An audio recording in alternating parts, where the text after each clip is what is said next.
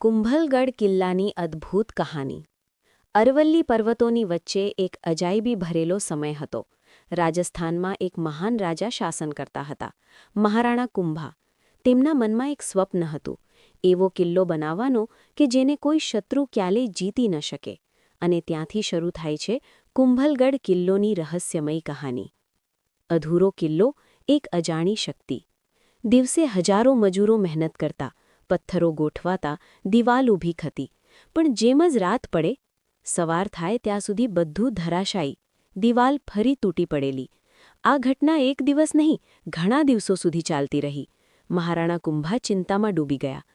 શું કોઈ અદૃશ્ય શક્તિ આ કામને રોકી રહી છે? એક સાંજ કિલ્લામાં એક સાધુ આવ્યા।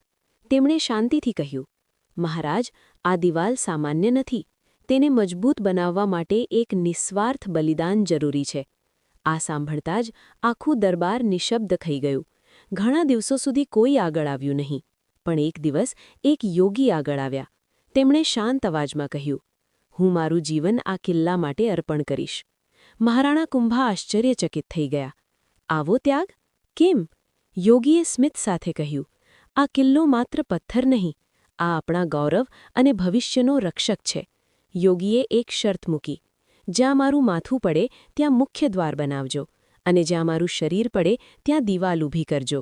મહારાજે ભારે દિલથી આ સ્વીકાર્યું, અને પછી એક પવિત્ર ક્ષણે યોગીએ પોતાનું બલિદાન આપી દીધું, અને ચમત્કાર થયો।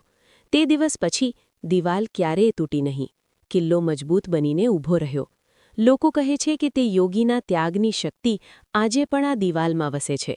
આ કિલ્લાની દિવાલ આજે પણ લગભગ 36 કિલોમીટર લાંબી છે, અને લોકો તેને ભારતની ગ્રેટ વોલ કહે છે।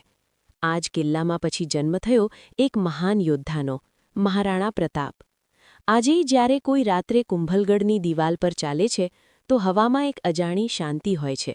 એવું લાગે છે કે કોઈ અદૃશ્ય શક્તિ હજુ પણ આ કિલ્લાની રક્ષા કરી રહી છે, અને કદાચ તે યોગીની આત્મા આજે પણ ત્યાં જ છે।